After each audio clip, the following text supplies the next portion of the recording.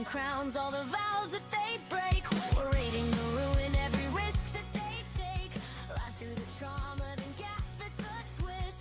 Highlighting lines that our mothers would blacklist.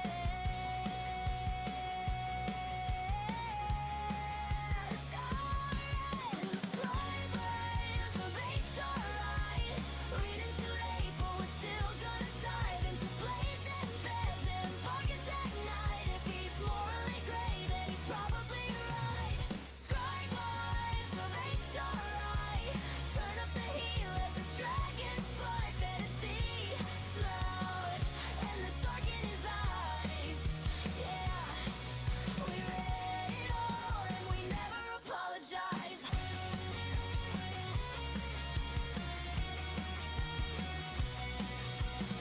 Open the book, pour the tea, pour the wine.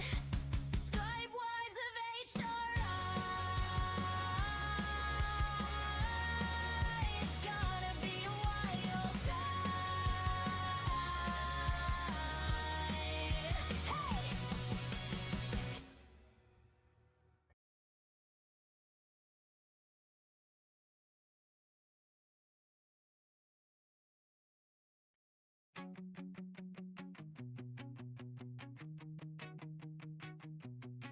Curl up, hit play, let the pages unwind. Spice on our tongues, all the trouble we find. We're kissing and killing in kingdoms we crave, falling for monsters we swear we'll never say.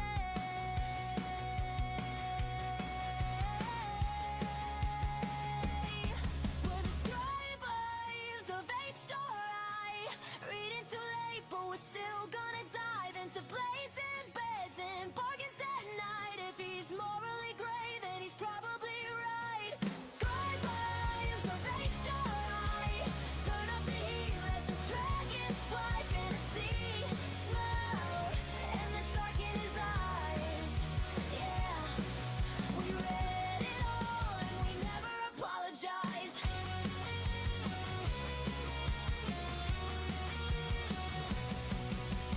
Curses and crowns, all the vows that they break. We're raiding the ruin, every risk that they take. Life through the trauma, then gasp at the twist. Highlighting lines that our mothers would blacklist.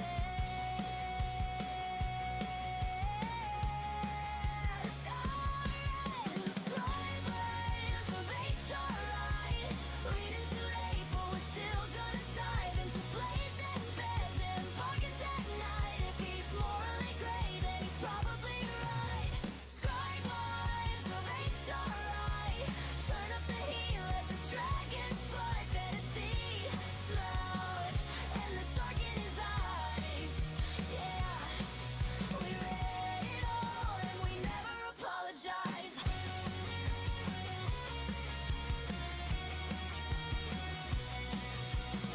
Open the book, pour the tea, pour the wine. Scribe wives of HRI. It's gonna be a wild time. Hey!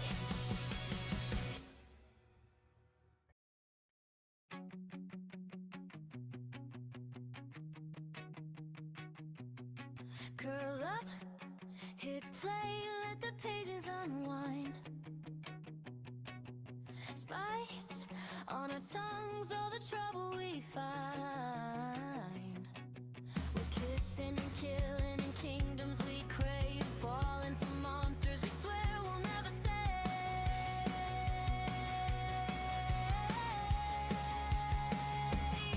We're the scribe eyes of HRI.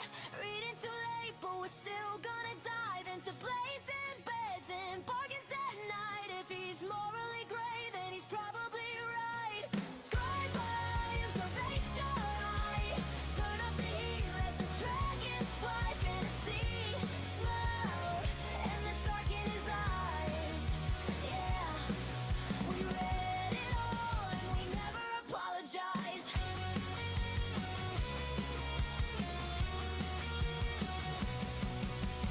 Curses and crowns, all the vows that they break. We're rating the ruin, every risk that they take. Laugh through the trauma, then gasp at the twist. Highlighting lines that our mothers would blacklist.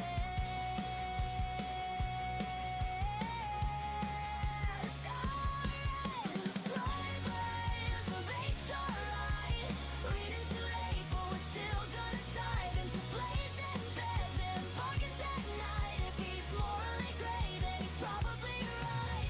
Scribe lives of HRI. Turn up the heat, let the dragons fly. Fantasy, slow, and the dark in his eyes. Yeah, we read it all and we never apologize.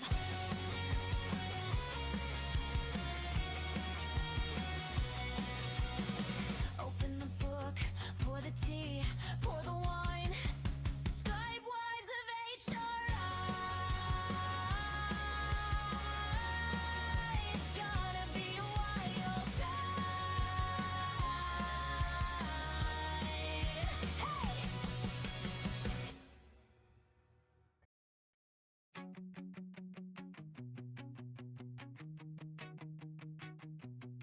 Curl up, hit play, let the pages unwind. Spice on our tongues, all the trouble we find. We're kissing and killing in kingdoms we crave. Falling for monsters we swear we'll never say.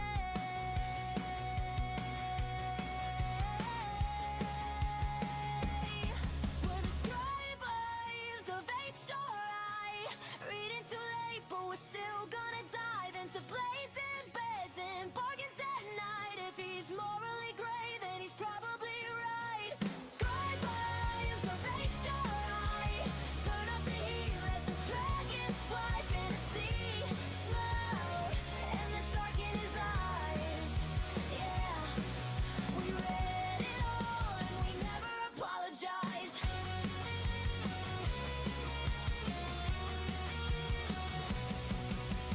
Curses and crowns, all the vows that they break. We're rating the ruin, every risk that they take. Laugh through the trauma, then gasp at the twist. Highlighting lines that our mothers would blacklist.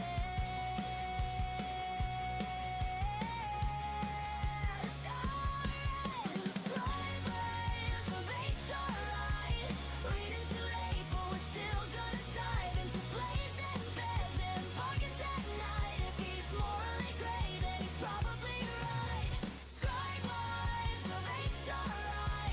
Turn up the heat, let the dragons fly. Fantasy, slow, and the dark in his eyes. Yeah, we read it all and we never apologize.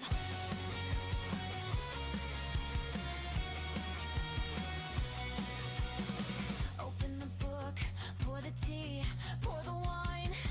Scribe wives of HRI. It's gonna be a wild time.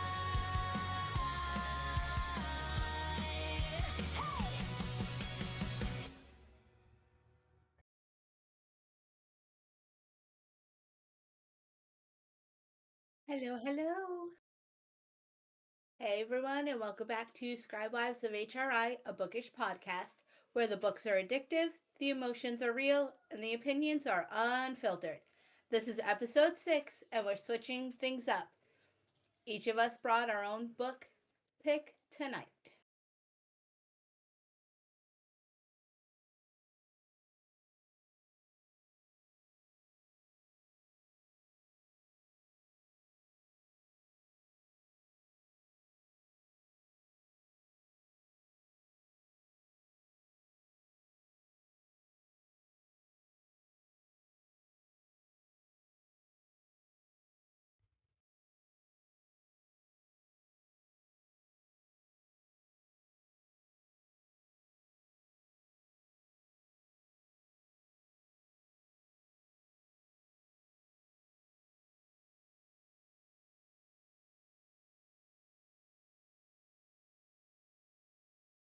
Oh, that better, Myth? Our trademark should be. It should. It should. Um, I tried really hard not have technical difficulties today, guys. I was like really, really struggling to make sure that everything was perfect. But that's why we edit things. Yeah, exactly. So, Kat, I'm gonna rewind. Blah, blah, blah, blah. Let's start again. Of course. All right, you ready? Yes. All right. Hey everyone, welcome back to Scribe Vibes of HRI Bookish podcast, where the books are addictive, the emotions are real, and the opinions are unfiltered. This is episode 6, and we're switching things up. Each of us brought our own book pick tonight.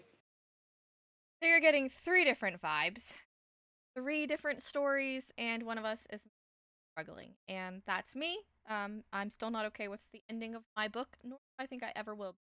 So let's get into it. So, like we said, we each have a different book we're going to be talking about today. And kudos to Pat for that around and making sure she said the right episode. I've had everything as the wrong episode today. So, yeah. All right, Kat. So we're kicking things off with Kat Minnie, our romantasy girl, always bringing the magic, the tension, and a solid power couple. What's wrong now? It's in my face. Bleh. I can lick it. I can, like, lick my mic. It's so close to my face. Hold on. One moment. Is it better now? Do I need to, like, be romantic with my mic? It looks I mean, good. I mean, it's the proper podcast for it. Right? Romantically. It's very flattering. Romantically definitely involved suits with you. my Really microphone brings out your today. eyes. Thank you. Thank you. Oh, gosh. So we're Everybody's just on standby for difficulties. It's okay. fine. It's fine. Maybe. Well, Myth is currently in a key, so I'm on my own, guys. Jeb's trying to take a shower and he hasn't even made it that far. It's fine. But we're going to kick off with Kat Minnie. She's our romantasy girl, and she always brings the magic and the tension and a solid power couple. Oh, So, yes. if this follows her usual taste, we're probably about to get attached real fast. So, Kat, what'd you bring us? All right, when you say a solid power couple, I brought it. And I just started book 2, but we'll discuss book 1. So my choice was Crown of Light and Ashes. So I kind of was in a really bad slump. Like, I don't think I had picked up a book in like 2 weeks since we read our last podcast. And that's a long time for me. So I kind of started this book and was like, I gotta power through it, and then it gripped me. And it gripped hard.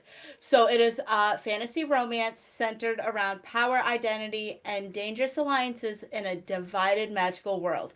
So this follows a young woman. Her name is Nestle Han. I'm calling her Nessie because I don't like that name. And her man is Khan. They are a power couple of light and shadow. So she is light. Her house is House Lumina, and he is the Lord of the Shadow Court. We've been taught that light and shadow are enemies. So this is a huge enemy to lovers story, arranged marriage. So if you're into those like we are, this book is going to be for you. So starting it off is Khan is an 800-year-old Lord of Shadows. For the last 15 years, he's been the Lord of Shadows for their Shadow Court, and he was deemed a monster by his court enemies. He's egotistical. He's a monster. He loves destruction. I mean, it's shadows, right? Like, shadows are supposed to destroy. And we open up the book with him trying to figure out what happened during this peace treaty, because Nessie's brother Zoran decides to felt threatened and he immediately attacked one of the shadow advisors. And Khan was like, oh no, he's definitely the you touch my territory, my woman, I'm going to get revenge on you. So he follows our patterns of books very well. Um, so we start off, like I said, the book of him talking with his, like, trying to figure out what he's going to do with Nessie's brother. Because by law, like, through all these treaties, it was a peace treaty of trying to figure out, it does go into explanation of what they're trying to discuss or whatever at this peace treaty. And he's like, I'm going to kill you. Like, you know, he was threatened. I guess the shadow advisor was not doing his job at this peace treaty. He was trying to threaten the light court, and technically Zoran was in the right. He felt threatened. His powers of light were like, whoa, hey, we're protecting you. All of a sudden, the doors to this throne room swing wide open, and here comes Nessie strutting in, all power and light. And all of a sudden, Khan's just whips around and is like, who's this? Because he's been attracted to her for 5 years since she started going to the peace treaties. She's like, you unleash my brother. And then there's a little bit of a bicker because she's like, well, this is what really happened. And Khan's like, okay, but something needs to be done. You were at a peace treaty. My advisor got killed. So then her father, the king, lord, I think these are lords, not really kings. The lord of House Lumina, her father, Counselor Taryn, is like, how about an arranged marriage? Now, this guy is devious because there's more to this arranged marriage than just a peace treaty to settle, to get light and shadow to come together. And Nessie's like, whoa, what? No, I have a lover. We'll take him in a little bit. You know, I don't want this arranged marriage. This dude's scary. He's a monster. Why are you going to have your daughter be married to a monster? Well, then she gets outvoted by, like, everybody. The house, the light court, the shadow court. She's just a pawn at this point. So then we go into the wedding, and when I say enemies to lover, I mean her dad are plotting to kill Khan. Like, she looks at Khan's face and she's like, I'm gonna kill you. I don't give a fuck. I'm gonna kill you. I don't care about this bond, because they get blood bonded. She's like, I'm just gonna kill you. Tells him to his face. Do you know what he does? He gets turned on. This is how much Obviously, he is. He gets turned on. Yeah. So That you is can the see correct where answer. Yeah. he's like, oh, you're gonna turn me on. And she's just getting so mad that she's like, I'm gonna kill you. And he's just like, I'm just gonna fuck you. Like, what do you want me to say? We're married. One thing about Nessie that even her brother Zoran didn't know, she's a trained assassin for the light.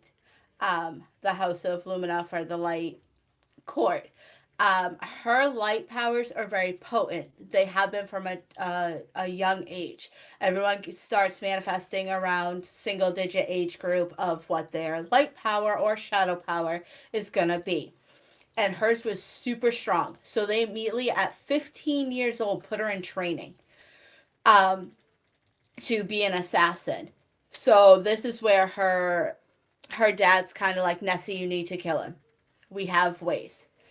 Well, what they didn't know was that Khan wanted not just an arranged marriage, but he wanted a blood bonded marriage. And a lot of fantasy style marriages have that blood bond where now it's deeper than just a piece of paper or a treaty or something. It's, you can feel each other through this blood bond. Obviously, they had to, put some blood into a cup. And then they each took a sip, and then boom, magic happens. Now they're blood bonded. So now she's trying to figure out his emotions. He's trying to figure out her emotions. I'm impressed they used a cup. Yeah, me too. I was just like, okay, I guess we're not doing these vampire-esque style, just take my wrist and puncture it, whatever. Um, they were very demure about this, I guess. That's where they So drew the line. I yeah, refuse. they It's were got to like, be in a cup. it's gotta be in a cup, and it was a jeweled chalice too, because like, A magical Lord, chalice. yeah. Yeah. And so this is just them trying to figure out, she's trying to figure out how to kill him with this this blood bond. So she reads up on it, on blood bonds, because he tells her, he's like, with this blood bond, if you kill me, you're gonna get like wrecked. It's gonna be painful. It could even lead to her potential death, because the blood bond is exactly that. It is a bond. Um and she now struggles with, is it the blood bond that's starting to make her attracted to him? Is it him himself?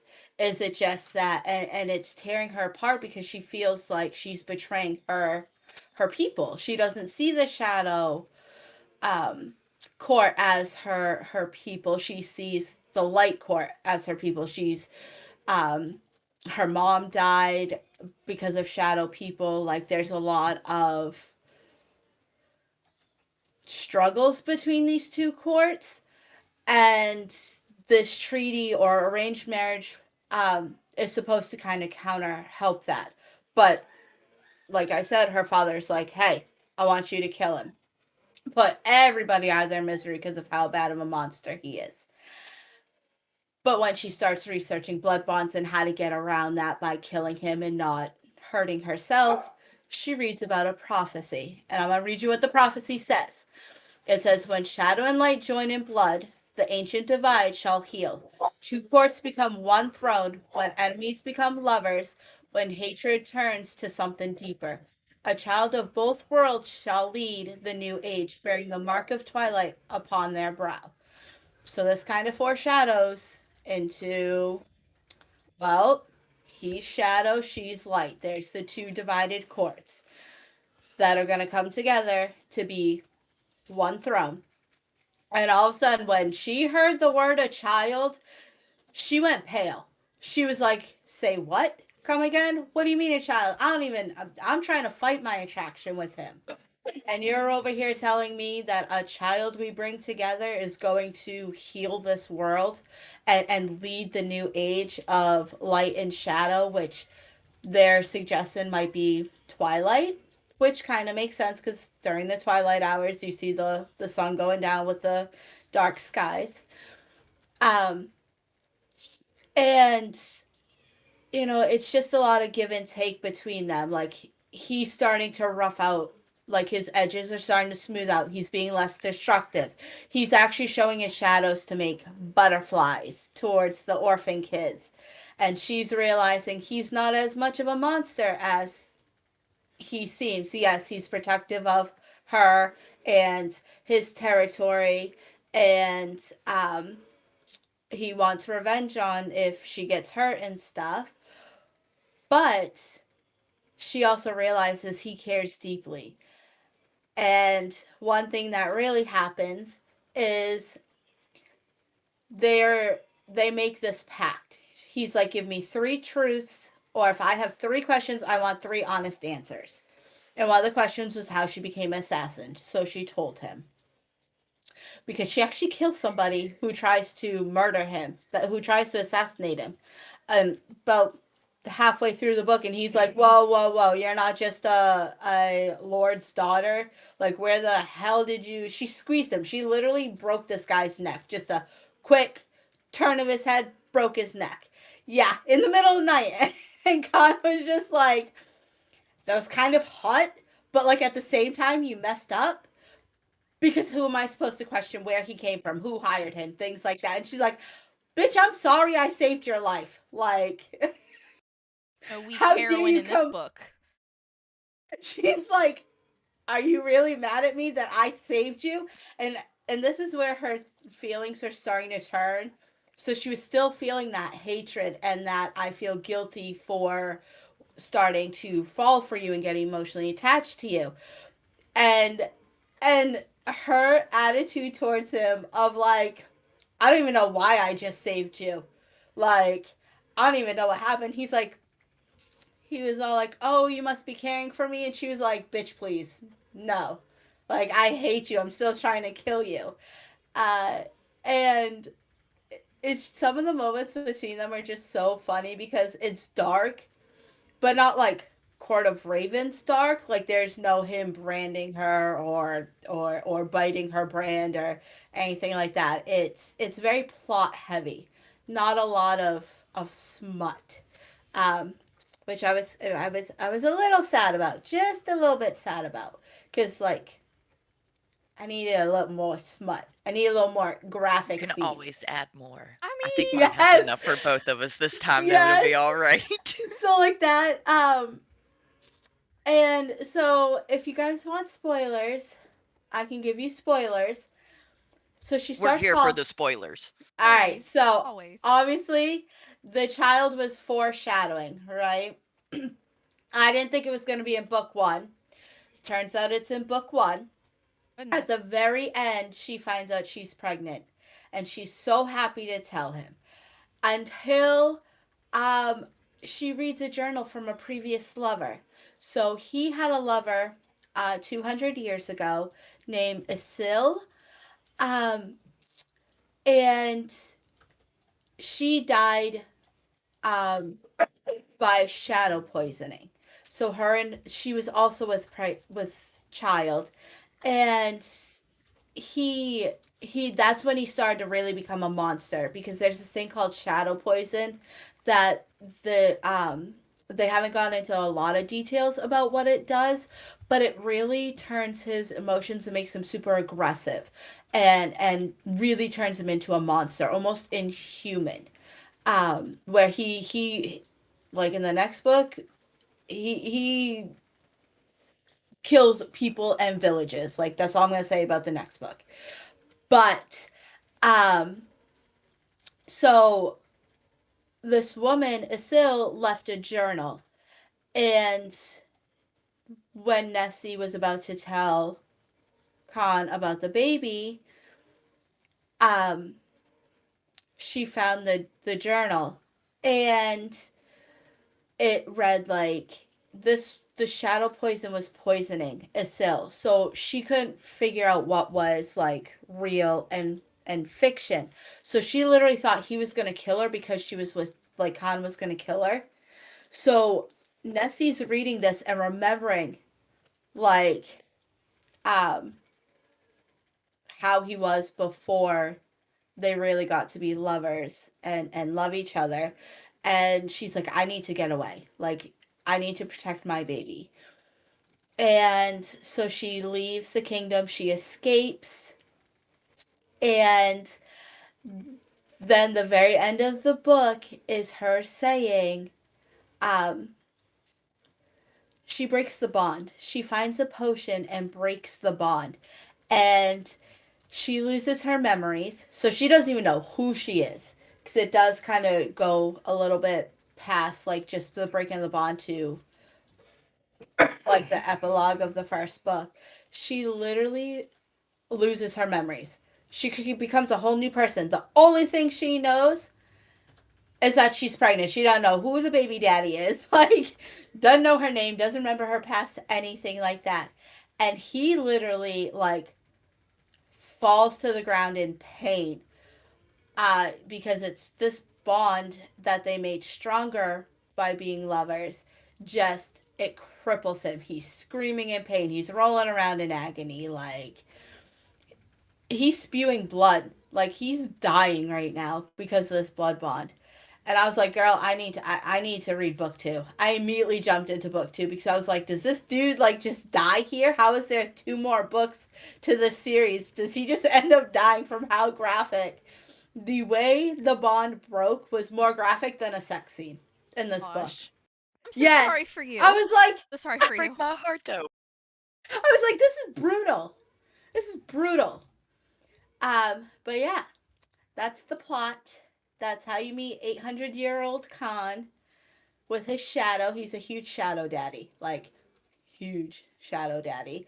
And then Nessie is like she's only 30, so there's a little bit of an age gap, just a little bit. I mean, it's fine. Yeah, it's just fictional. It's a book. It's fine.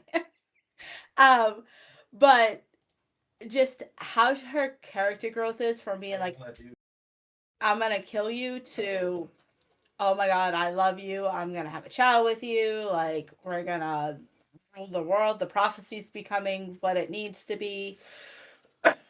It was a lot.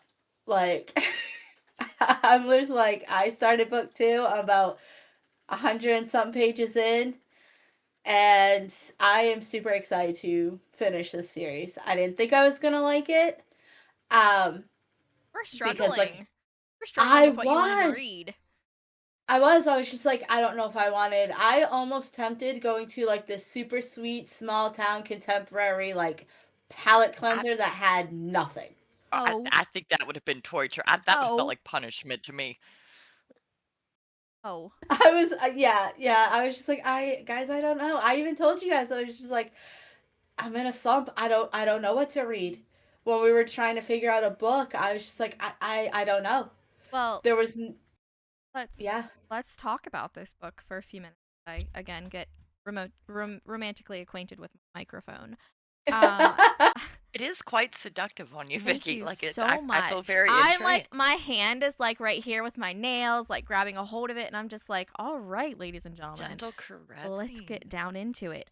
So All right, I know what we need to do for our episode. We all need to get those mics that go in our face and just yes, just make love to them. it's exactly. I So think I do have one quite penile shaped, honestly, that I could Oh, definitely put in there.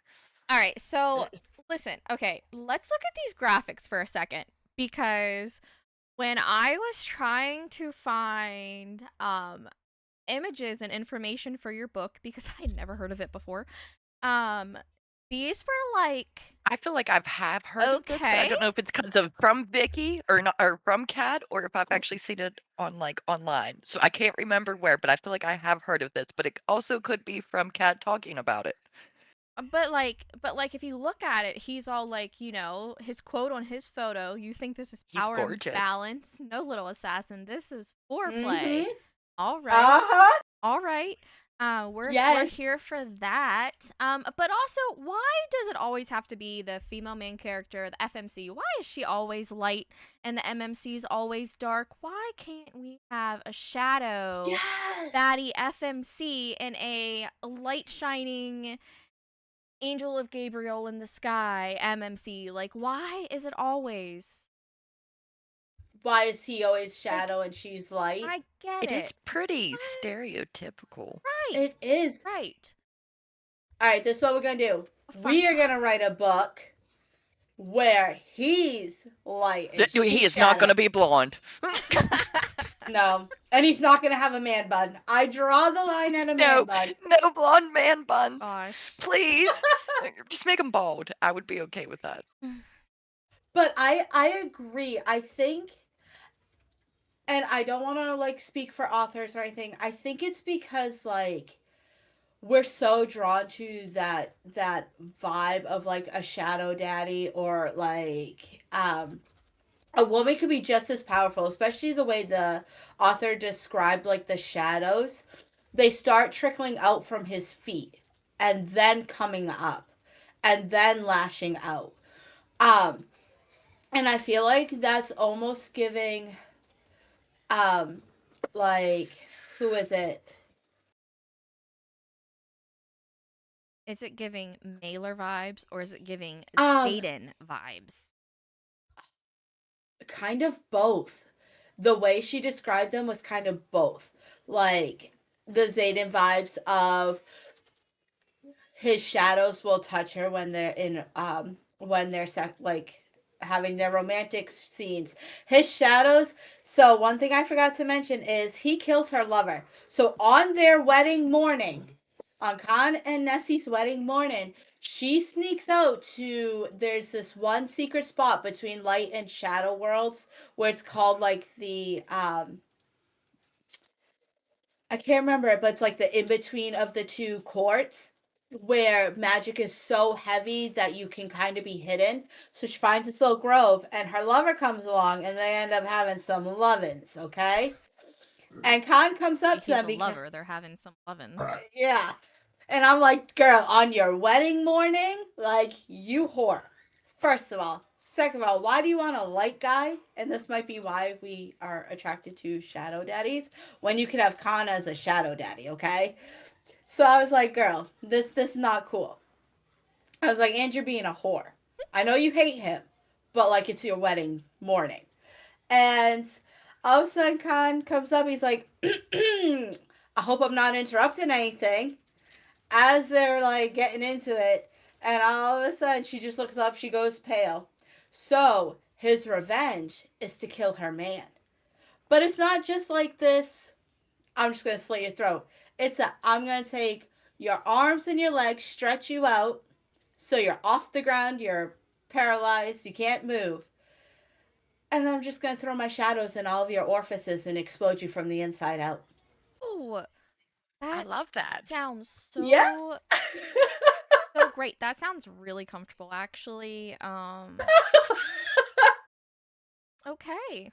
Oh, yeah. So, this is just part of how he does it. This is what your wife is reading.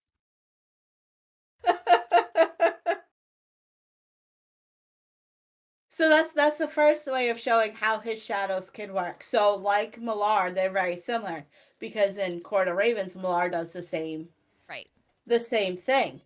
Um, but the way she describes his shadows come out are almost like Satan. They come out through like like an aura almost, and then turn into like the strings of shadows that can attack people at will. Um, I like yeah. it. We're gonna come back. Um, Chat if you can think of any questions, comments that you want to know for Kat that she can answer in just a bit. Put them in the chat. We will get back to that. Linz, we've had the Yes, ma'am. we've had the magic and the power couple, and now we're stepping into our darker territory. As many of you know, Linz is our dark romance reader. The tension, the danger, and the die energy. So we already know that this is going to be intense. So, Linz, what are you getting us into today? Okay, it's actually a little bit different than what you would think. Okay. So I want you to go ahead and just understand that normally, yes, we have your stereotypical, we have your vampire. Granted, he is blonde, but he is menacing as all can be. But he is, oh God, he is like top tier of the Shadow Daddy world, and it is just because of what you will feel the same way by the time I'm done. You're I just mean, gonna have he to doesn't sit have a tight. man I bun, promise. so No, he already wins, right? no. Yes, hands down. And our female here is Isolde, and she is definitely not your typical female main character. Well, for one, she is actually a warrior princess who will do anything for her father, her kingdom, and her people. She will completely sacrifice her entire life, which is what she does in this book. The I guess like the goal was her father offered her to King or the Blood King Adrian. I'm not going to try to pronounce his full name. I am going to try it. Just don't yell at me here, but it's like Adrian Alexander Velesiev or something like that. But he's a few hundred years old and he has conquered the entire kingdom of Cordova. The last few kingdoms he's in the process of whenever he meets King Hendry, aka Isolde's father. He barters for her hand in marriage to spare his people under his rule, meaning he will not turn their kingdom, he will not touch them. They can continue their everyday lives basically untouched, but she has to marry him. She definitely takes this opportunity because her whole entire life she has been training to kill him and sees this as an opportunity to do so. But what she doesn't kind of realize is there is this imaginable drawn between them. Now, it's mainly physical for like the first part of the book, but there's a lot of hatred. Her whole sky in this kingdom is red. Everything is just terrible. There's monsters, and this didn't happen until vampires came into existence.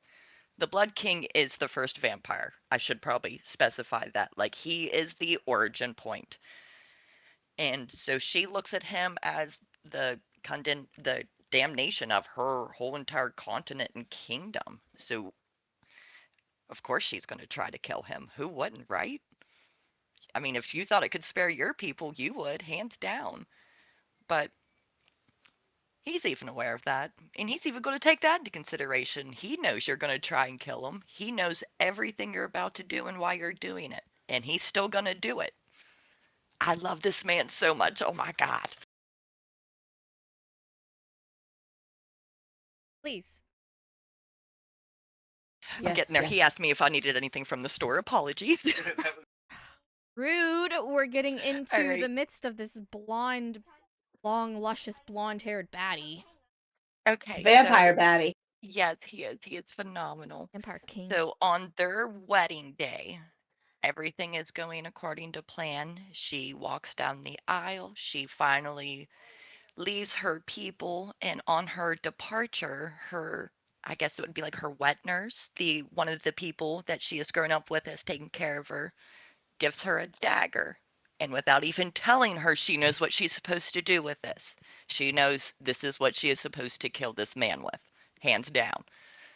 She finally waits till they are alone in their chambers. He knows it's coming. He does nothing to prevent it. And she just openly stabs him.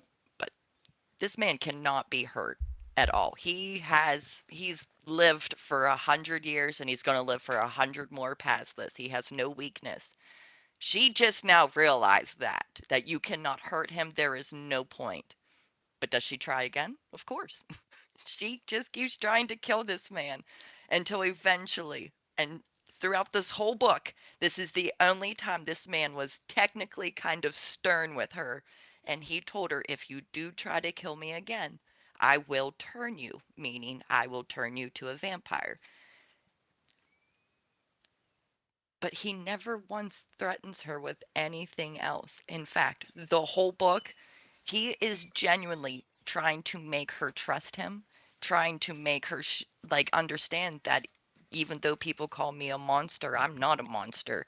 I will tell you the truth. I will be the one person that will be genuine with you. She was kind of like a daddy's girl. So her dad like spoiled her throughout the whole entire thing. Hold on. I'm getting a little sidetracked there. I have a child coming in to get shoes and everything. But she grew up with a support team, all right? Like she was royalty, a princess. She was waited on hand and foot, but nobody ever really took the time to actually get to know her except this one fella, Killian, who's her ex-lover, but he was controlling and a piece of shit. He doesn't really matter. He was more or less in the book as a comparison, as this is what you could have and this is what you're going to have. And that's kind of his own point in the book. So we don't really focus on him at all there. But as like the story continues, around every opportunity that he presents her where he should be like mean and cruel or where she would expect it, he's not. He is warm, he is nurturing, he is comforting. And she doesn't understand this. It's almost like everything does like a 360, and everything that she has come to know is a lie. Her father lied to her about like basically everything, and her mother's people have been living enslaved for like the past 200 years and has chose to not do anything about it. Meanwhile, the Blood King has told her, well, if you become my queen, you will have the power to do something about it. And he's like, so he's just single-handedly helping her take the steps she needs to become fully independent, to see the truth and actually realize what is going on. But the best part of this whole book is she has these weird backflashes and like these weird like memories of this woman called Yesenia. And now Adrian can't tell her about this because he's cursed. It's kind of how he became the vampire. So she puts it together that this was his love. This was genuinely who he was supposed to be with, and still to this day, he's trying to conquer the world for this woman. And that's why he's doing this. So she kind of feels like betrayed in a way. She feels like, well, is he doing all this just to try and bring her back from the dead, or what is the main goal here?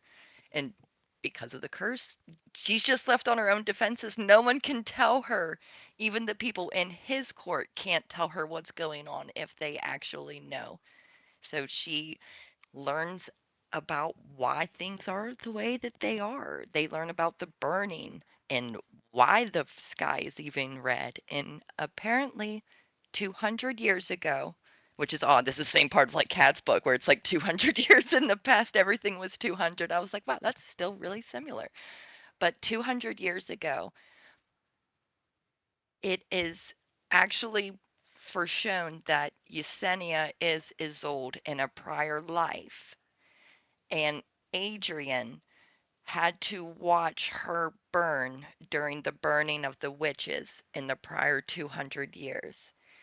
And their god at that time, which is Dis, that's who is like their religion in that time, he prayed to Dis and said he would just wanted revenge. All he wanted and asked for was to taste the blood of his enemies. And she literally gifted him that. And that's how we kind of got the vampires. They are here because of revenge for everything that King Adrian had to witness his wife go through. She was burnt alive at the stake because she refused to, like, I guess, follow this like bad king. Like there's a couple books here, but I'm trying to not go into the second book because there's so much more to it, and it's just like the Queen of Myth and Monsters is where a lot of it pulls together. But in the first book, it's basically Isolde taking trips down memory lane to figure out who she is without being told who she is, and Adrian making her fall in love with her all over again, or else she'll never remember. And that was like the my favorite of this book. It is so beautiful. I think I've read this 500 times easily, and it never gets old. I'll never not read this, and I'll never not recommend this. And the spice, oh my god, Spicy mayo. Yeah, it's on yes, a it is like one the to onion five ring spicy sauce. mayo. It's like a 4.7. It is very intense and it does not skimp on it at all. It like when you're reading through it, it makes it hard to follow because she's not telling you that what you're witnessing is like a backflash. So you're just like, who is this person and why is she relevant? I like it. This is the Yes. book that my daughter read, and she called me at like 2 in the morning and she goes, Mom, he did all that so she would fall in love with him. I'm like, yes, baby girl, yes, he did. It was such a good book. I like the Akatar reference. That's what threw me off. I had no idea they even compared it to that before. And I was like, I can see that because it does have the political parts. Like, there's a lot of backstrings being pulled behind curtains Well, you don't see. that, but also like he can't talk about what the curse is, and no one can talk Mm-hmm. about what the curse is. Sort of, Yes, and sort of play on she it. was a witch and she wrote like this magical book of superpowers, and when she stumbles upon like the book of disc, it's entirely blank. But until he genuinely feeds from her, she doesn't get her memories back, but she won't let him feed from her until he loves her, like she loves him. So it's kind of like that Ouroboros kind of loop feeding off of each other that you got to wait till that just falls over the edge there. So can I ask you a question? Yes, ma'am.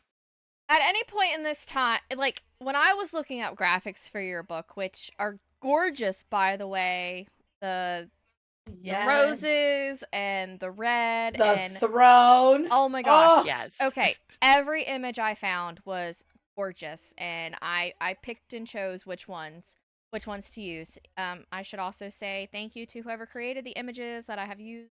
All of these slides, you're amazing. We love you. Continue to do it so that way we can use them. So shout out to all the artists out there that can create these. Um, but is she pregnant at some sort in time? Yes, Okay. yes, she is, but Okay. they leave it on such a cliffhanger that I can't go into it without doing the second I book, just because that's where it That comes was in. my Okay. problem too. Okay. I just simply needed to ask because the image of her sitting in the throne, there was another image that was similar to that, but she was pregnant, and I was like, Yes, okay. yes, because the second Is that book a is the spoiler? Queen of Myth and Monsters, and that's kind of like her story and like the Yesenia from the past and what happened to the witches. And the first one's mainly like introducing you to the two people and how they fell in love and why they fell in love the way they did. Okay. Okay. I needed to clarify that for And thank you, myself. Sam, for specifying that. I'm sure they wouldn't have figured it out. Listen, if our viewers don't know how we talk or just can't deal with Process? technicalities and things, like, Correct. I, I I know. mean, I just had to pick on Sam because I'm so supportive of him and what he does for us. Thank you so much. no, he did nothing for us this time except for clear the one frame for me on my slides He keeps you happy because enough so you don't leave him, I is did my my point. best. I did my best this time around. I was like, I'm gonna do this all on my own, and then all the technical Oh, difficulties you slayed happened, this. and I had to This have was him come in. beautiful. But no, I love your book. I love that story. Now, is that your characters? They are biracial. Right. It's like yes, I they love are. And that. I in the love book, they that. kind of mention that just a little bit because, like, in the second book, her mother's people that are enslaved are from these tropical islands that are off of, like, the continent. So they're not even, like, they're supposed to be a whole other complexion. But I love the fact that they actually kind of did that. And in a couple parts, they mention where like his hands run through like her coiled hair, and that was one of those. I'm like, she's definitely biracial in this, and I love that. But it even goes to show you it doesn't matter in what form or what you look like, their love will find you. But like the best quote of this whole book, and it's she doesn't know why she says it, and she even states it, but he looks right at her and goes, "All the stars in the sky." And she replies, "Are not as bright as my love for you." And in the Oh. book, she's like, "Why did I just say that?" And I have no knowledge of those words. And it baffles her. And that quote is like thrown throughout this book so much. Like, it is one of those quotes that I love so much. And of course, he refers to as Little Sparrow. Everybody's a sparrow sometimes for some reason. I mean, there's that. There's not. I love when it's No, not but I always love like that. babe, or I love when Little there's these. purple or Yes. something weird. Why are we calling people Little Purple?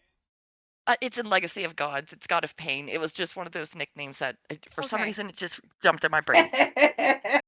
Yay.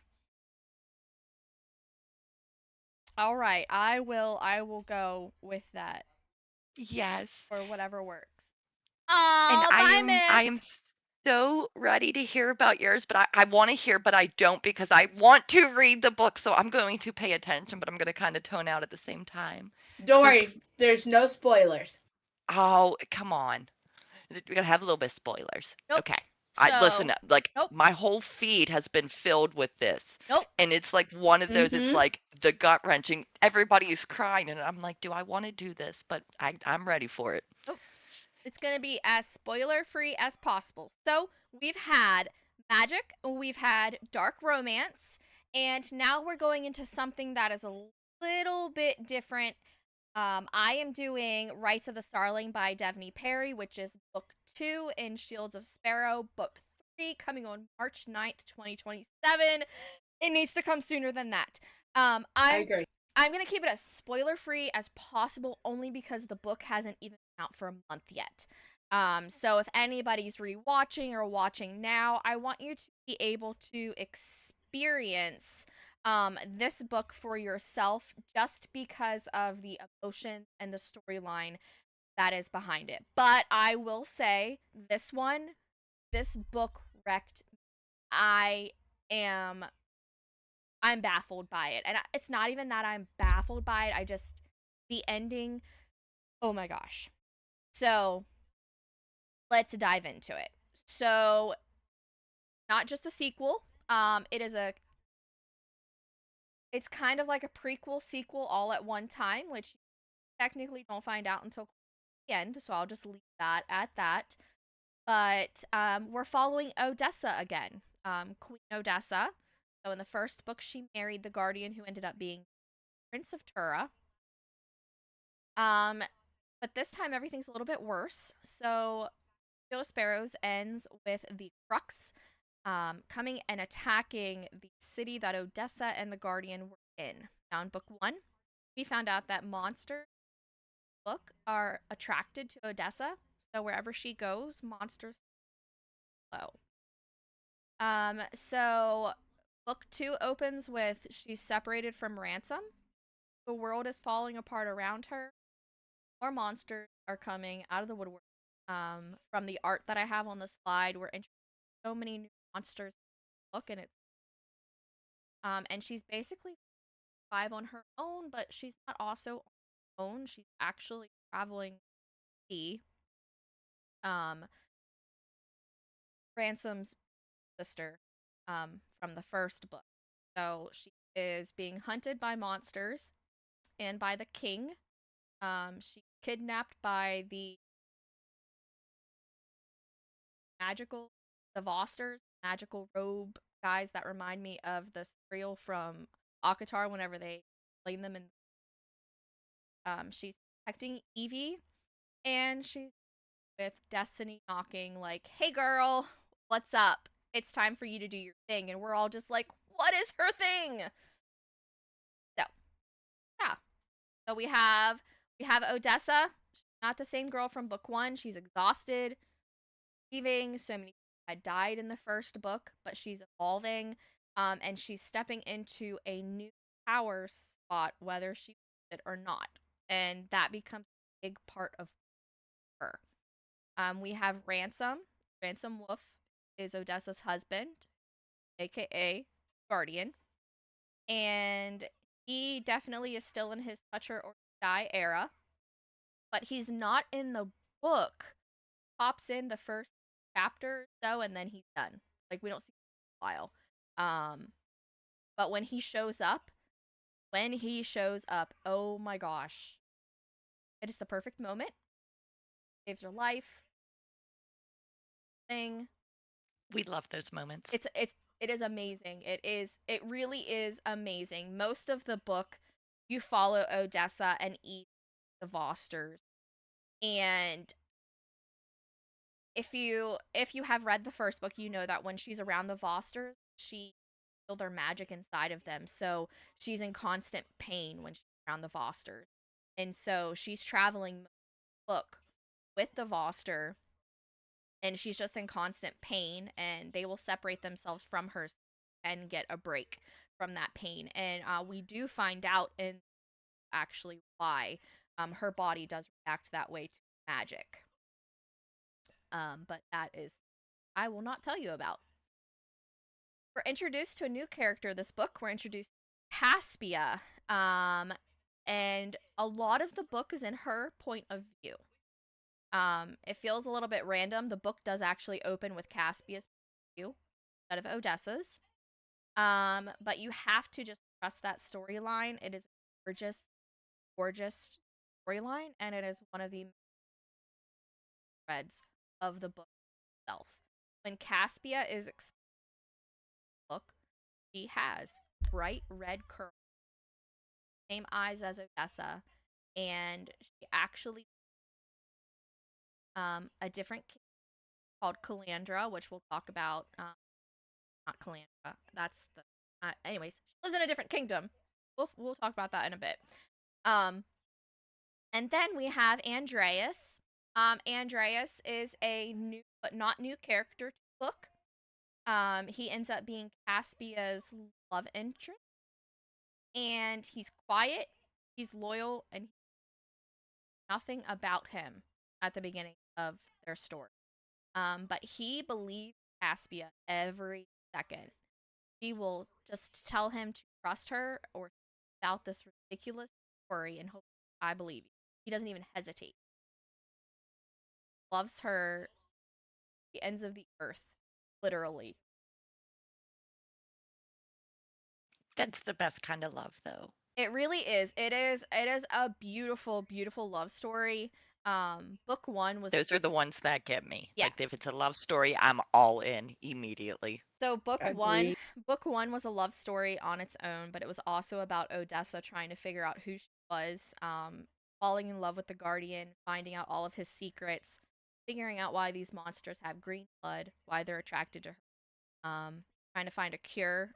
In this book, she is trying to find a cure for Ransom for blood, so that way he doesn't go crazy like the monsters that have the green blood. So it's very much a love story. You have Odessa and her love for Ray. Also have Caspia and Andreas and their love for each other, and it's amazing. So Calandra, the main kingdom, it's falling apart. The kingdom is collapsing. You spend most of the book wondering when are the trucks migrating. To just find out that they're not actually migrating. And there's another story behind why one attacked the village in book one. And magic is expanding, so magic is very important in book two. Yeah, everything. So let's talk about the title. The title is Rights of the Starling, and the Starling plays a huge role in this book. Starling's not a name, it's actually a bloodline, so it's Caspia's bloodline. You are born a starling, so everyone in her kingdom is born a female. They do not have males, they only have females, and they are a starling. And they have a very dangerous ancient magic that flows in their bloodline. So they have what is called a ritus, Ritus, and that is when their body starts to feel a pull away from home.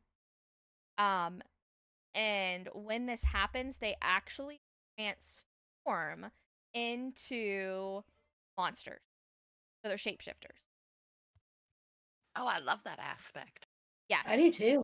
Yes. So you either can transform into one of the animals, or you basically bond with big giant birds that they have and you can ride them. So instead of riding dragons, you're riding these giant birds. But it is a big part of the storyline. Because as I said, transformative having Calandra have bloodthirsty monsters. So the power is not free. The book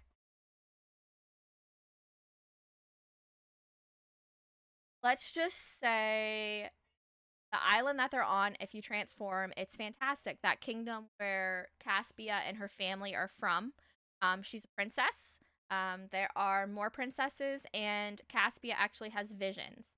Now, in the book, you'll have to find out for yourself if her visions are of the future or if they're of the past.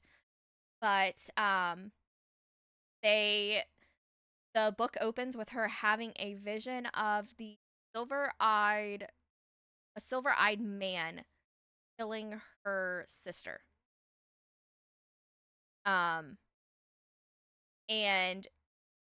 don't understand where that comes into play at the end of the book.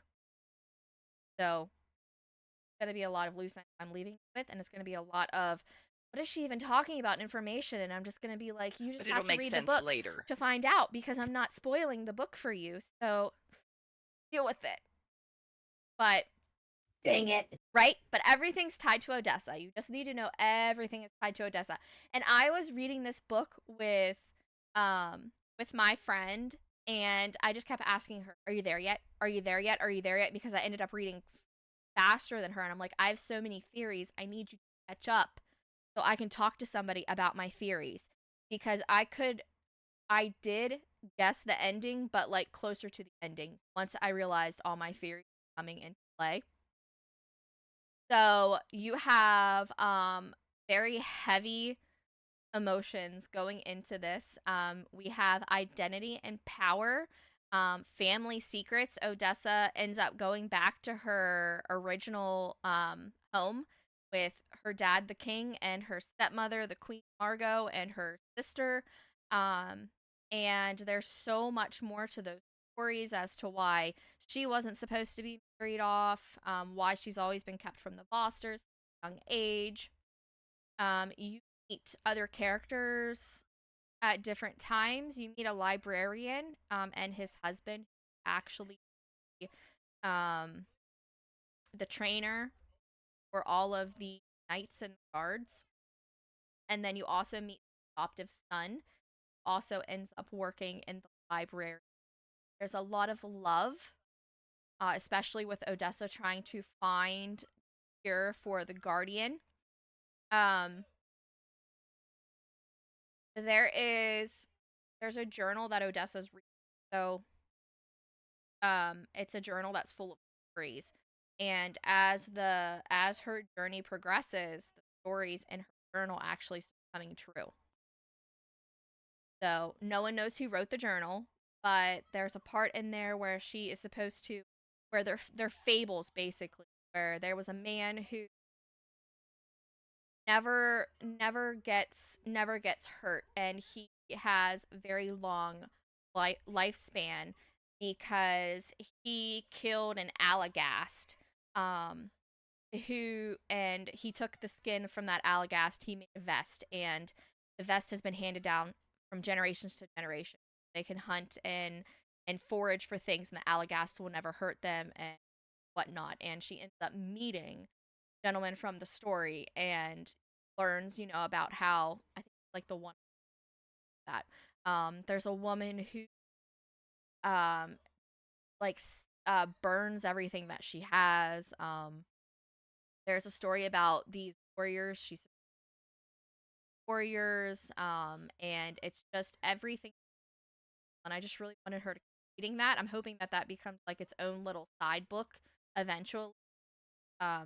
She's like this lore journal that she has, um, and that comes into play. But I will say the biggest part of the story is between Caspia and Andreas. And with their relationship, obviously Caspia is a starling. So she does decide she goes from her kingdom to Andra, because she feels her right is calling. So cousins. And her cousin ends up, I will spoil this, her cousin does end up having her rightus and transforming into an animal and not back out of it. And that's the last we see of her. Um, that's a very sad moment, and there's a lot of emotional conflict behind it, especially when you why. That's how you hear that's the last time you hear about her. But one of the biggest things that happens is Andreas and Caspia, they fall in love. He is supposed to be someone else because he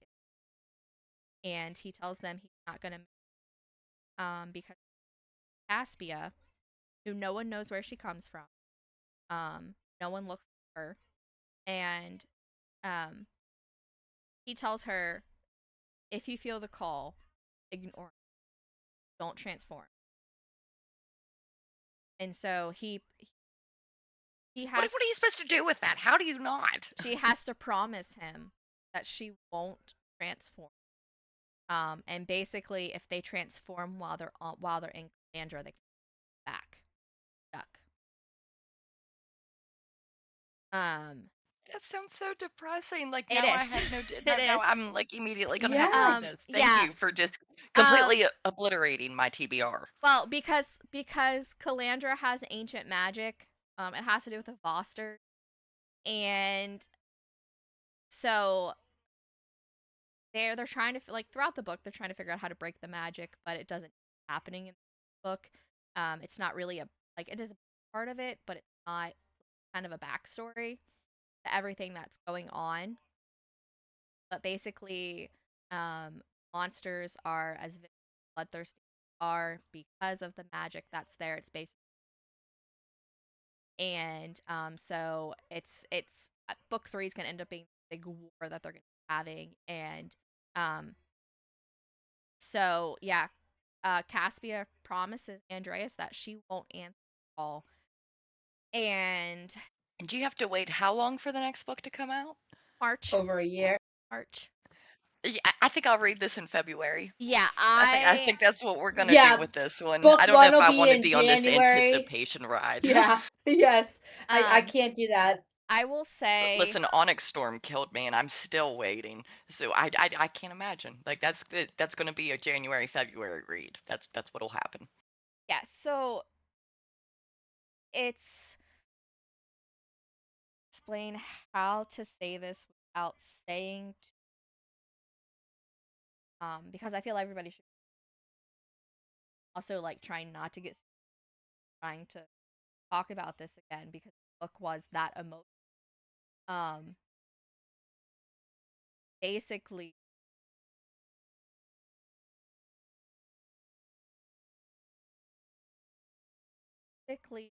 Dessa somehow, and you wonder throughout the end of the transform.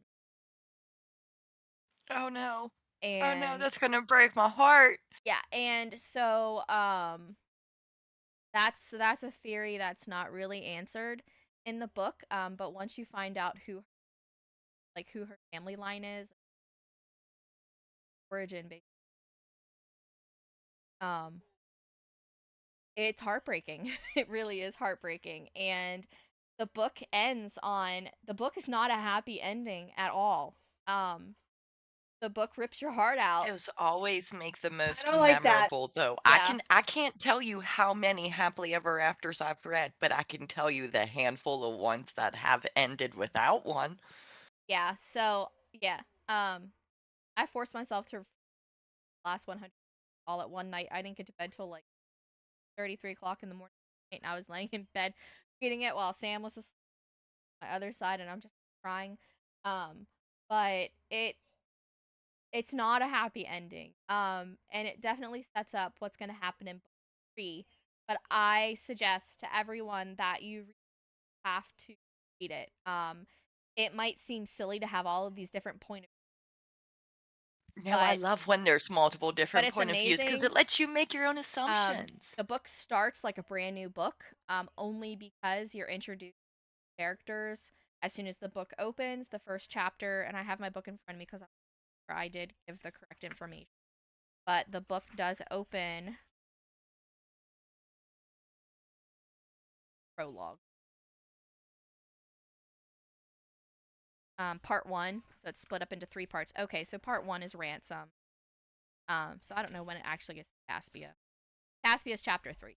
So, but when it comes into her, you have Ransom's first, and then you have Jess's point second, and then you have this like a brand new book. And there are a lot more Caspia chapters than there are Odessa chapters. So, it's pretty cool. It is really cool, especially once things start to come together and you see like different parts. Oh, okay, okay, I get that's who that person is. Um, or okay, I always wondered what happened to the character. Like, they go, and it's kind of like intertwined. So yeah, that's all you get from me. That's all I got. It sounds beautifully tragic. It does. It does. 100% it is, and like I said, I'm still not okay with it, and I wish there was more to it, but there's not, and I can't ruin it. I just can't. Maybe if it had been out for longer, maybe if this like July's book segment, I'd put spoilers in there, but I honestly feel like if I spoil anything, it's not gonna have the same feel to it if you guys I decide to can read it. understand and respect that. Yeah. I do, absolutely. Yeah. So, okay, so now that we've all emotionally exposed ourselves, let's talk about it, right? Yes. Yes. um, which one are we all gonna read?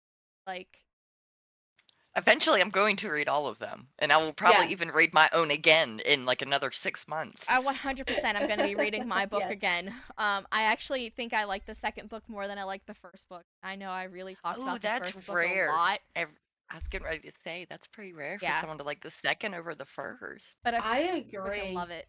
I definitely want to read your books. Lindsay, is the characters in your book, are they a retelling? Isn't there another book that has This one is not a retelling. There's a couple different series. She does a fairy tale retelling, and the one is Mountains Made of Glass and Apples Dipped in Gold, and they are like a Rumpelstiltskin retelling and like a Cinderella, Snow White kind of retelling. Okay, because I was But this like, one, isn't there a it's also book? the same one who does the Hades and Yeah, Persephone yeah. retelling. I Mm-hmm. just also Yep, realized your this name is one's spelled wrong. totally different.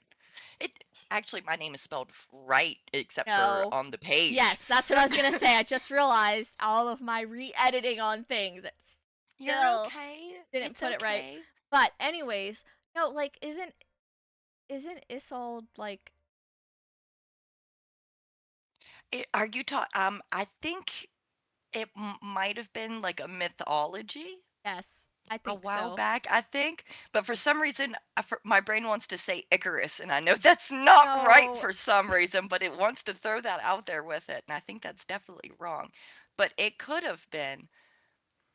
But she is like in the second book, they go more into about like why she is actually called Queen of Myth and Monsters, and like she's a bamf. Like she goes ham in some of these scenes, and she's definitely a monster. Is the crazy part? She is more monster than him. Like the story continues, and it gets phenomenal. Okay, it's Isolde or however you say it and Tristan. For the Uh, longest time, I was just her looking name that was up too. Isolde, but yeah. I used to call her Yeah. Isolade was Tristan what and I was calling Isolde. her for the longest time.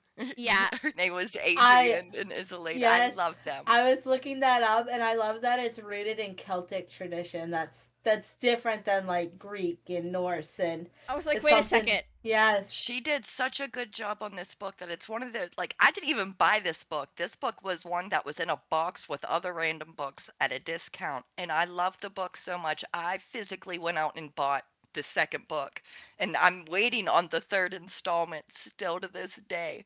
And I'm pretty sure Scarlett St. Clair knows who I am at this point because I think I message her every day like, "Hey, what about Adrian and Isolde? Hey, when am I getting this next book?" Pat, with your book, how many books are in your series? 3. 3. Okay. So I have all 3 of them in Kindle. They're all in Kindle. And it starts with Crown of Light and Ashes, and then it goes into Crown of Storm and Crown of Ruin. Okay. And is it yours? You guys have like shortened names for your books, like how they're like the Raven Boy.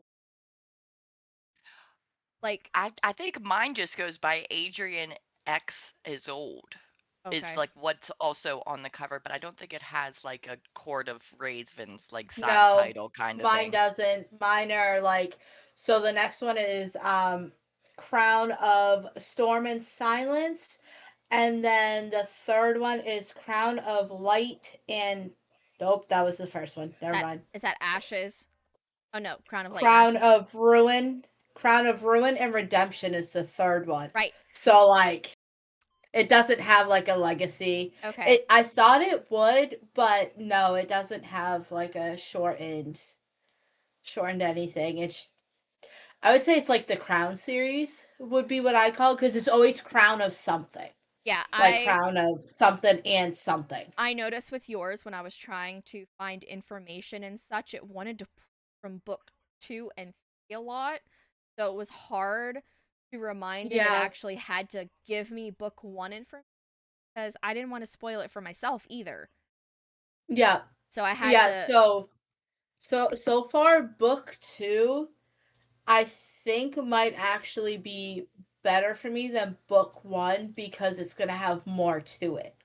Like book one was their relationship and a lot of the plot and backstory, because this series is going to be more, I think, plot than actual smut, which sometimes it's nice to just have that, like the plot be the main focus.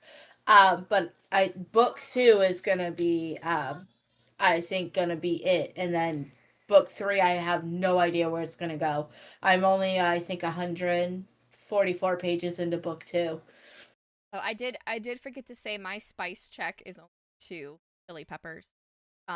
There's more When it's spice. that emotional, you don't Yes. need to Yeah. be physically So wrecked on Yes, top of it. exactly. there's definitely some very in-depth spice scenes. And I'm gonna be 100% honest and say that I didn't act them because I go back to like I You wanted wanted the I wanted story. the story. Like, okay, it's great. I'm glad you guys are having sex. I'm glad that he's doing. You go, girl. You go. Right. But at the same time, what else happens? Like, I was solely invested in the storyline. I did not care about the spice, which is I've crazy, had but I to, didn't. with the second book, I've had to stop trying to find out when she gets her memories back, because I'm just like, when do you get your memories back so you realize how much he actually is like a love of your life and stuff, and I'm You're over just here waiting like, for that ball to drop. And yes. like every time you're like under a new chapter, you're like, okay, it still hasn't happened. It's And so I'm happening waiting in for this one. her And to you're like, realize.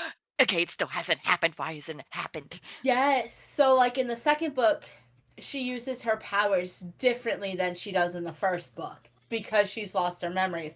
And I'm over here like, girl, when you find out you are an assassin, you are going to be so devastated. It's going to be emotionally traumatic for you.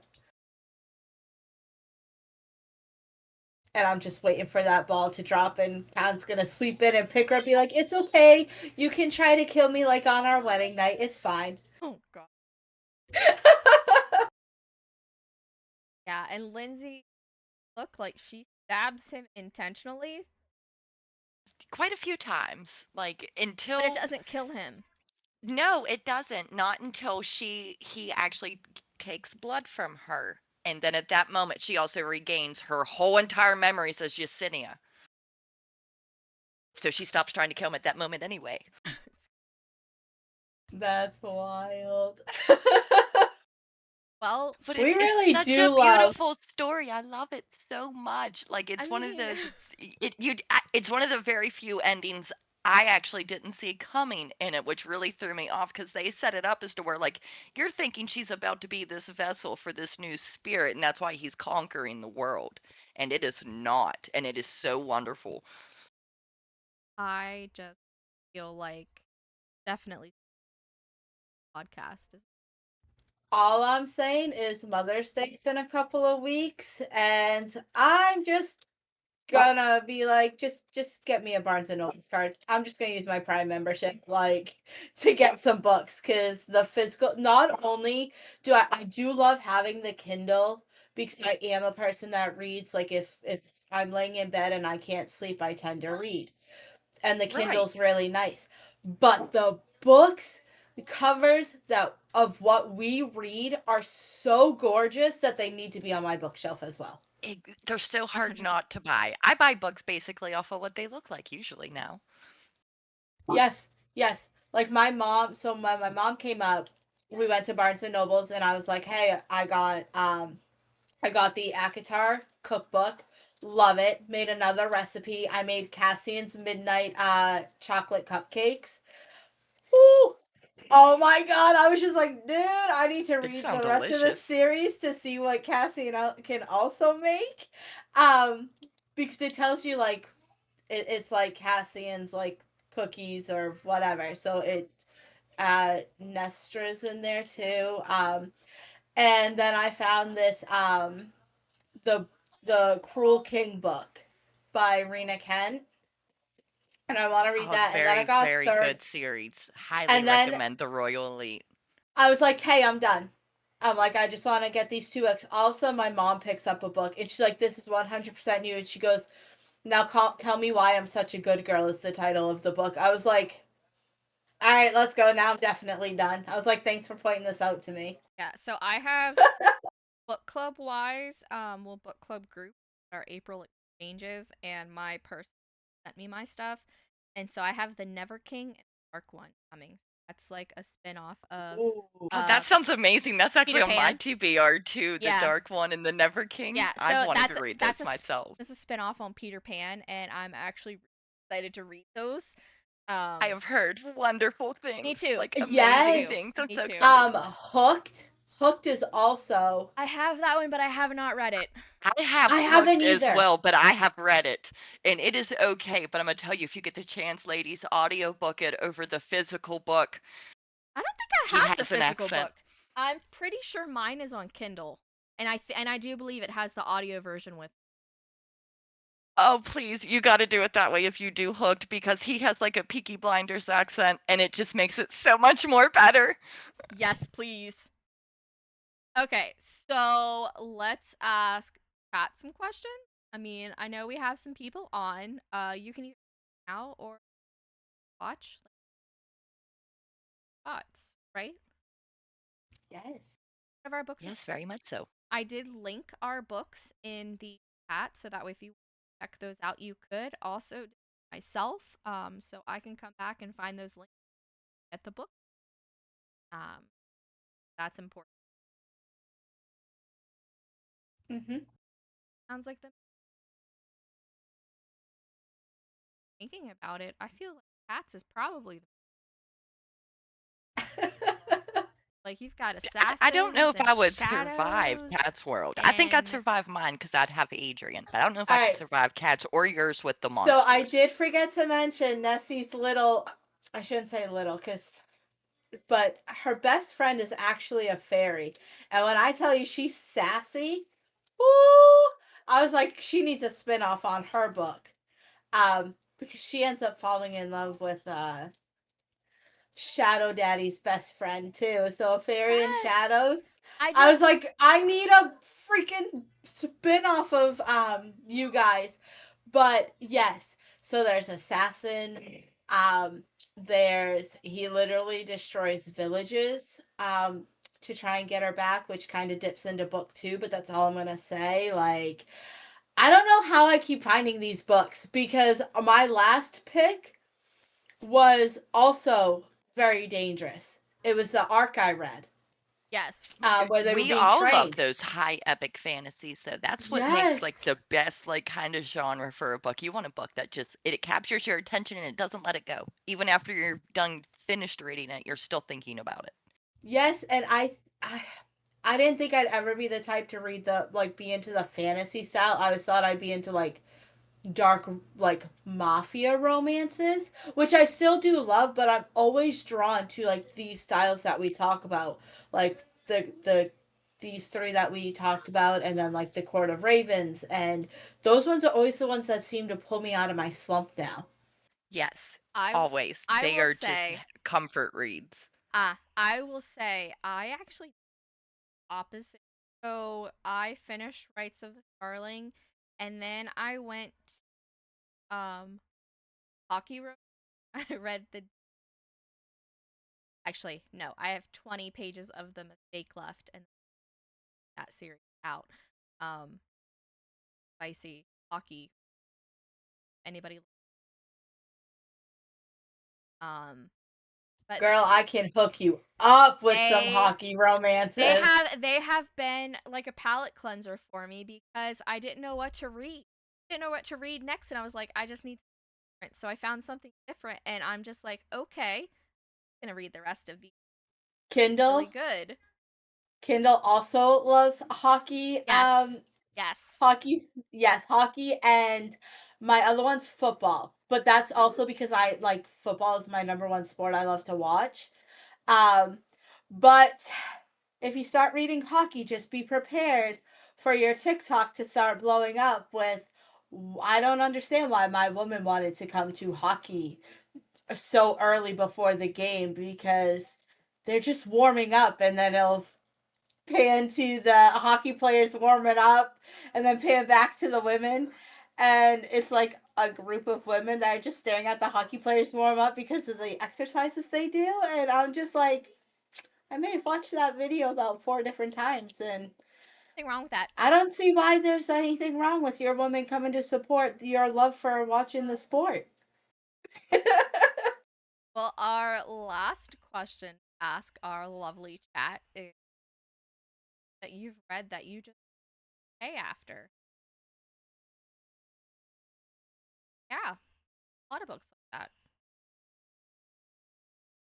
There is. I think yours would emotionally devastate me.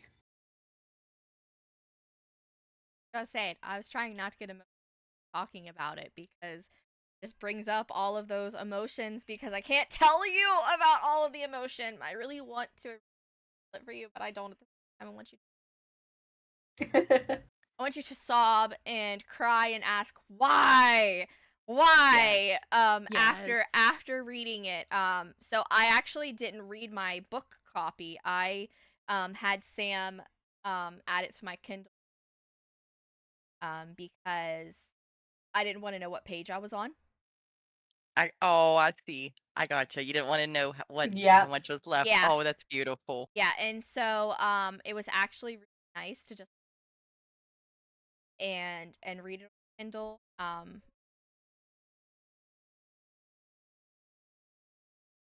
It is a gorgeous, like all the purples. That is a book Well, that I would buy just Yes. because of the cover. so the binding, like the sprayed edge, is the same as the shield sparrows. So when you lay them on top of each other, the branches They kind of just mad. Love attach to each that. other. But my favorite part is the inside, the artwork inside. So like, it's just so pretty. Oh, Yes, we do love those. Yes. yes. So I love the books that also have the maps. Like, Yes. oh, a when you good can map. actually see. Yes. Yeah, I was like trying to figure out where all these places. I don't map. I have a map.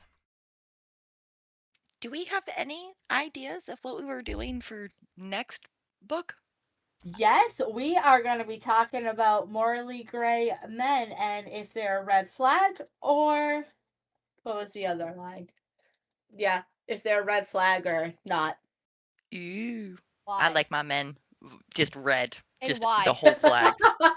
I think we are going to have quite a few lists. We're going to have to get together and pick out our picks because our backgrounds are going to be littered with men, guys. It's fine. Oh Littered. gosh, this is terrible. We just have a just total annihilation of bodies around us. If that's the point, just pick up one that's closest and throw it into the pool. Yeah. Yeah. We're gonna be like, this is this is morally gray man right here from this book and this book and this book. All of So them. so yeah, so we don't have a date for our next podcast yet. So just be on the lookout whenever we have that posted. All the places that we will post it. You can join the Discord. I'm not gonna put that link. Oh, look, it's wrong. Why do you do that, Stream Elements? It's not right. Hold on. I really need to go into my Stream Elements and change that, and I forget every single time. But thank you for hearing what I was saying and dropping that. Pat's gonna drop the correct link. Because I myself do not have my own Discord, or will I? I like to be a part of head removal, because it's less work for me. So, with that being said, follow us everywhere. Find our videos on YouTube. Our husbands are also have their tavern talk. That is, they have their next Saturday. So, Kat, are you fixing that link?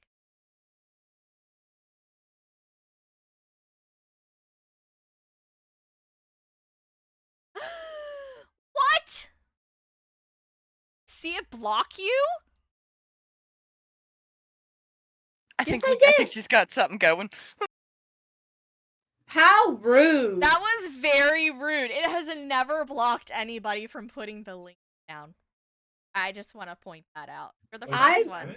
I literally cannot chat for another like 4 minutes. It's fine. We're getting ready to stop anyways. I have no idea what you did. I got it. I got it. There you go. That is the correct Discord, everyone. Click that one. Don't click the other one. It does not exist. Don't be like Kat and drop a link and have my stream elements decide to tell you no, you're not allowed to type anything here. But yeah, we're gonna exit out of this. So those were our picks. 3 very different stories to some aspects, and 3 different emotional outcomes. And if you read my book, then mindful that start and I'm not okay, and ask me next episode if I'm okay. I guarantee you my answer's still going to be no, I'm not. Oh, you poor thing. You will be in our thoughts and prayers. Thank you. Thank you guys for being here with us for episode 6. If you've read any of these, come talk to us about it. We have book club. We're going to drop this in our YouTube channel. And please, we have a suggestion channel in the book club. So if there's any books you want us to read or discuss, we are happy to do so. And some books you finish, and some books don't really let you go. So, with that being said, we'll talk to everyone next time. Bye, y'all. Bye.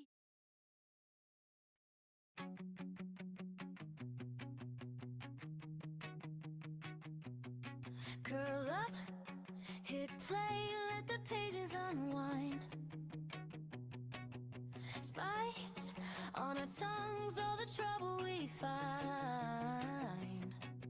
We're kissing and killing in kingdoms we crave, falling from monsters. Oh, I forgot. I have that.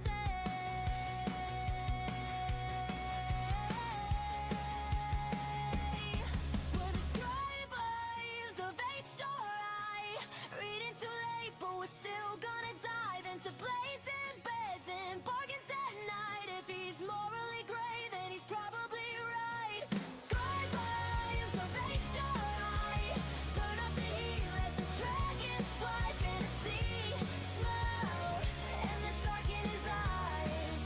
Yeah, we read it all and we never apologize.